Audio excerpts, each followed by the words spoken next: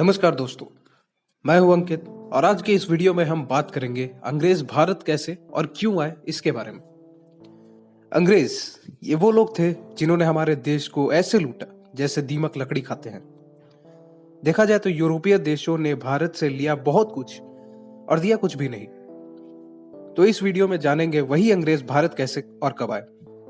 वैसे तो मैंने बताया ही था कि पुर्तगालियों का पीछा करते करते यूरोपियन लोग भारत आए।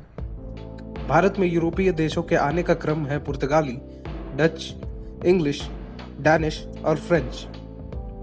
फ्रांस भारत में सबसे अंत में आने वाला यूरोपीय देश था, जिसकी थोड़ी बहुत हिस्ट्री अभी तक पढ़ी जाती है। डैनिश यानी डेनमार्क के लोग भी भारत आए, मगर उन्होंने यहाँ ज्यादा कुछ खास किया नहीं, इसलिए उनके बारे में इतिहास की किताबों में आपको देखने को नहीं मिलता।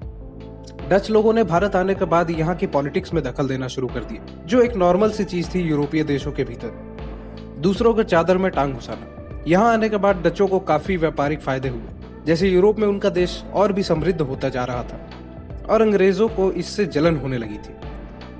डच भारत आए थे 1602 में, लेकिन इससे पहले 1599 में ही जमीनी रास्ते से जॉन मिल्टन हॉल नाम का एक अंग्रेज भारत आया था, जो एक व्यापारी था।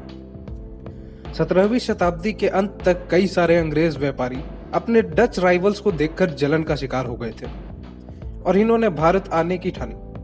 सन 1600 में क्वीन एलिजाबेथ प्रथम ने राजपत्र तैयार किया और governor and merchants of London trading into the east Indies नाम की एक कंपनी बनाई गई।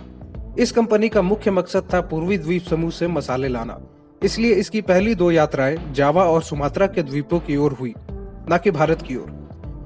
उस वक्त तकनीकी का जमाना नहीं था, टेक्नोलॉजी उतनी बढ़िया नहीं थी, तो कभी कभी जहाजों को एक देश से दूसरे देश जाने में सालों लग जाते थे। तो ये दोनों यात्राएं पूरी करने में कंपनी को 5 साल लग गए, 1601 से 1606 तक। इस कंपनी की पहली यात्रा भारत में 1608 में सफल हुई। कैप्टन विलियम हॉकिंस जाने जाते हैं पहले अंग्रेज के रूप में जो भारत आए थे, मगर मैंने पहले ही इस वीडियो में बता दिया कि 1599 में जॉन मिल्टन हॉल नाम का एक अंग्रेज भारत आ चुका था। विलियम हॉकिंस टर्की भाषा बोल सकता था और इंग्लैंड के राजा जेम्स प्रथम ने अकबर के लिए एक लेटर भी भेजा था। अंग्रेजों की शुरुआत भारत में कुछ खास नहीं रही। हॉकिंग को जहांगीर ने सूरत में फैक्ट्री बनाने की इजाजत नहीं दी। शुरू में तो जहांगीर ने मंजूरी दे दी थी, मगर बाद में पुर्तगालियों के दबाव के कारण अंग्रेजों को मना कर दिया गया। मगर 1612 में स्वाली के करीब अंग्रेजों द्वारा पुर्तगालियों को हरा दिया गया और समुद्र में पुर्तगाली वर्चस्व के अंत की शुरुआत हो गई। जहांगीर ने 1613 में फरमान जारी करके सूरत में फैक्ट्री बनाने की इजाजत अंग्रेजों को दे दी। सर थॉमस रो, जो मुगल दरबार के अंग्रेजी दूत के रूप में आया था, उसने जहांगीर और शहजादे खुर्रम से 1618 में देश के अलग अलग हिस्सों में फैक्ट्री बनाने की और व्यापार करने की इजाजत प्राप्त कर ली थी। अपनी पहली फैक्ट्री सूरत में लगाने के बाद अंग्रेजों ने 1616 तक अहमदाबाद, बड़ौदा, बड़ौच और आगरा में भी फैक्ट्रियां लगा दी थी। सूरत को समुद्री व्यापार का केंद्र बना दिया गया था। 1630 तक सूरत को अंग्रेजी कंपनी का हेडक्वार्टर बना दिया गया था, लेकिन 1687 का वक्त आते आते हेडक्वार्टर सूरत से बॉम्बे शिफ्ट कर दिया गया। इसी के साथ इस वीडियो में इतना ही। धन्यवाद।